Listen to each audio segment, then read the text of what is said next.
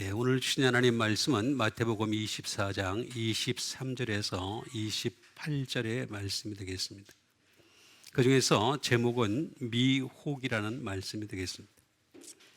24절에 있는 말씀을 다시 한번 신비에 새기는 시간을 갖도록 하겠습니다. 거짓 그리스도들과 거짓 선자들이 일어나 큰 표적과 기사를 보여 할 수만 있으면 택하신 자들도 미혹하리라. 아멘. 예수님께서 그리스도가 여기 있다 저기 있다 하여도 믿지 말라라고 말씀을 이미 해 놓으셨습니다. 예수님을 다시 만나는 날은 언제냐면은 심판 때입니다. 그 전에 내가 예수다, 내가 그리스도다, 그럼 100% 거짓말입니다. 절대로 없습니다. 예수님은 절대로 중간에 오질 않습니다. 아주 특별한 경우를 제외하고, 예를 들어서 사도 바울처럼 정말로 특별한 사람이 필요한 경우에 다메섹 도상에 나타나는 경우는 있겠지만은 그렇지 않은 경우에는 절대로 오지 않습니다. 예수님이 다시 오셨을 때는 그때는 끝입니다. 그냥 여러분도 저도 더 이상의 기회는 주어지지 않습니다. 교회에 다녔기 때문에, 내가 예수를 믿기 때문에 다 천국 갈 것 같으면 그러면 참 좋겠죠. 저도 아주 쉽게 하겠습니다. 근데 그렇지가 않기 때문에 분명히 이 말씀을 하신 것임을 알 수가 있습니다. 광야에 있다 하여도 나가지 말라, 이렇게 말씀하신 것이 되겠습니다. 또 골방에 있다 하여도 거기 또 쫓아가지 마라 하는 그런 말씀이 되겠습니다. 광야, 골방, 뭐 대단한 것이 되겠죠. 결국에는 그리스도라고 하는 분은 그렇게 오시는 분이 아니다 하면서 오늘 이 24장 24절에 있는 말씀 우리에게 주신 것임을 알 수가 있습니다. 거짓 그리스도들과 거짓 선자들이 일어난다는 것입니다. 벌써 일어났죠. 그래서 수많은 거짓 그리스도, 거짓 선지자들, 거짓입니다. 거짓. 공통적인 특징이 거짓입니다. 이 세상에는 진리와 거짓 두 가지밖에 없습니다. 그 중간이 없습니다. 근데 자꾸만 사람들이 중간이 있다라고 생각을 하니까 그래서 믿음이 이상해지는 것입니다. 그냥 진리 아니면 거짓입니다. 너무 사람들이 잘못 알고 있는 게 과학도 진리라고 생각을 해요. 그냥 과학은 진리가 아닙니다. 사실일 뿐이에요. 그리고 이 과학은 시간이 지나면 앞에 있었던 과학이 뒤덮으십니다. 앞에 있었던 것이 다시 또 뒤바뀌어지는 거죠. 진리라고 하는 것은 영원해야 합니다. 근데 이 영원한 과학은 절대로 영원한 것이 없습니다. 어떤 것도 영원하지 않습니다. 오직 하나님 말씀만이 진리입니다. 영원한 거죠. 그리고 완전한 것입니다. 근데 그것을 제외한 모든 것은 다 거짓이 되겠습니다. 그들이 일어나가지고 어떻게 한다 그랬습니까? 큰 표적을 보여준다라고 말하고 있는 것을 볼 수가 있습니다. 그 다음에 기사를 보여준다라고도 얘기를 합니다. 사람들의 마음속에는 이런 그 표적과 기사에 대한 그런 간절한 열망이 있습니다. 어떤 사람이 표적과 기사를 보여주면은 거기를 따라가려고 하는 그런 것들이 있습니다. 그러니까 그걸 잘 이용을 해가지고 마술을 우리에게 보여주는 거죠. 마술은 눈속임입니다. 손이 얼마나 빠르게 움직이느냐, 거기에 따라서 속이거나 속이지 못하거나 그 차이가 되겠습니다. 아주 간단한 이치인데도 그것에 쉽게 넘어갑니다. 영화도 마찬가지입니다. 전부 눈속임입니다. 사람이 만들어낸 것에 불과한 것이 되겠습니다. 그래서 택하신 자들도 미혹한다라고 했습니다. 여러분 말씀드렸죠? 부르심과 택하심과 은혜로 택하심을 따라 남은 자까지도 이렇게 진행이 되간다라고 말씀을 드렸는데, 그 중에서 택하신 자라는 것은 굉장히 수준이 높은 사람들입니다.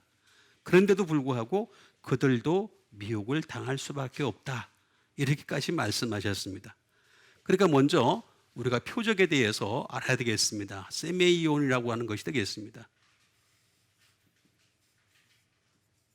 사인이 되겠죠.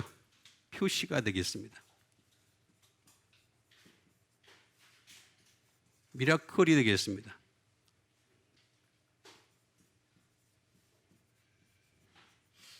원더, 토큰, 징조가 되겠죠.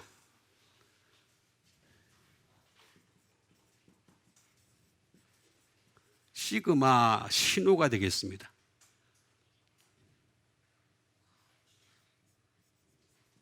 마크가 되겠습니다. 흔적도 되겠습니다. 이거는 뭐 아주 크게 보면은 두 가지밖에 없습니다. 아주 크게 보면은 예수님 자신이 표적입니다. 예수님, 예수 그리스도가 표적이 되시는 거죠.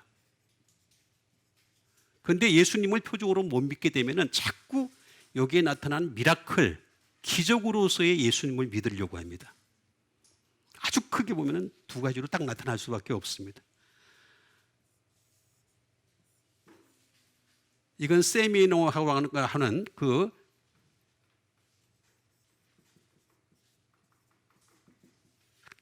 기부 사인을 주는 거죠. 다시 말하면 신호를 주는 것이 되겠습니다.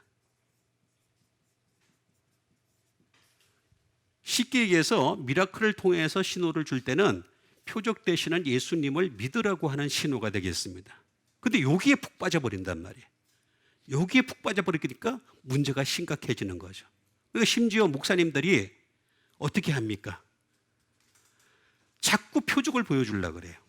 집회에 가서, 부흥에 가서 표적 보여주려니까 어떻게 되겠습니까? 사람들 세워놓고 난 뒤에 넘어뜨리는 거 하려고 그러죠.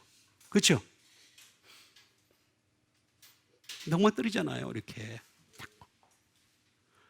이건 거짓 그리스도입니다.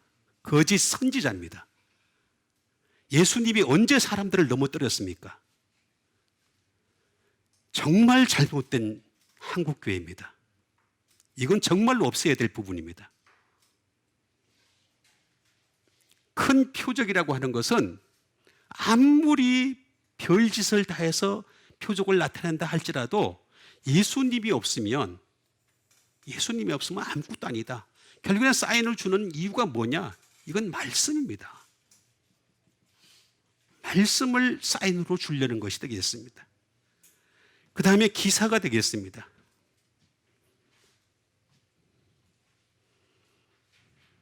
기사라고 하는 건 테라스라고 하는 것이 되겠습니다. 여기도 뭐 비슷한 말이 되겠습니다.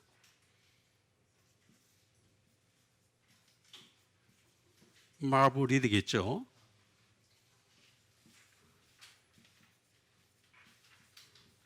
미라클이 되겠습니다.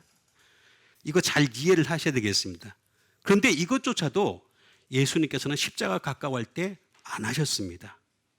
십자가 가까우면 가까울수록 전혀 행하지 않으셨던 것을 알 수가 있습니다.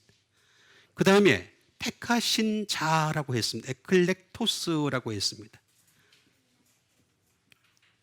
이렉트가 되겠죠.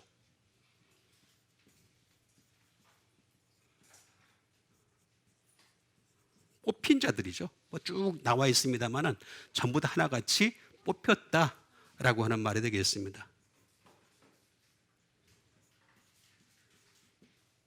애용하는 거죠.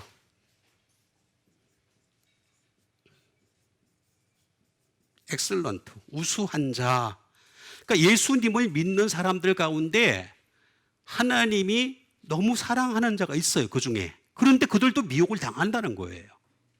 그리고 엑셀런트, 우수한 자들도 미혹을 당한다. 이렇게 얘기를 하고 있습니다. 그 이유는 다른 데 있지 않습니다. 에크라고 하는 프롬이 되겠습니다. 프롬 플러스 투세이가 되겠죠. 말로부터라고 하는 것이 되겠습니다. 다시 말하면 내가 말하는 것이 하나님 말씀이 아니고 하나님 말씀에서 멀어지면 멀어질수록 이들도 미혹을 당한다는 것이 되겠습니다. 그래서 멸망에 가정한 것이 거룩한 곳에 설 수 있다는 것이죠. 교회 안에 강대상 안에도, 강대상 위에도 멸망에 가정한 것이 설 수 있습니다. 교회 안에 못 선다고요? 아닙니다. 얼마든지 설 수 있습니다. 얼마든지 섭니다. 서고 있습니다. 지금도. 그렇기 때문에 더더군다나 이 택함을 받은 사람이라면 내가 전하는 말이 하나님의 말씀에 일치하는지 아닌지부터 돌아봐야 됩니다. 그래야지만이 미혹을 당하지 않을 수 있다라고 하는 그런 말씀이 되겠습니다. 그러면 하나씩 하나씩 정확하게 또 알아보는 시간을 갖도록 하겠습니다.